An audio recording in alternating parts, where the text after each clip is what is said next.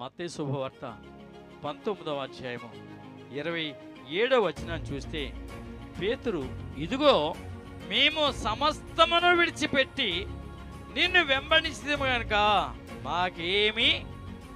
దేవుడు మనతో మాట్లాడుతున్నాడు. ఏమి ఇవ్వాలో తెలుసు ఆయనకి, నీకేం చెయ్యాలో తెలుసు, నువ్వేం చేస్తే క్షేమంగా ఉంటావో తెలుసు, నీకేం చేస్తే నువ్వు దేవుని సముఖంలో జీవిస్తావో తెలుసు. ఇంత గొప్ప ధన్యత దేవుడు మన కొరకు దాచి ఉండగా మనం ఎందుకు వెనుకంజ వేస్తా ఉన్నాం? ఎందుకు ప్రభు ప్రేమను గుర్తించలేకపోతున్నాం? ఆయన ప్రేమను ఎందుకు మనం అందుకోలేకపోతున్నాం? ఎందుకు దైవత్వాన్ని అనుభవించలేకపోతున్నాం? పాపం కనబడగానే పరిగెడుతున్నామా? పాపానికి ప్రాకులాడుతున్నామా? దేవునితో వైరాన్ని తెచ్చుకుంటున్నామా?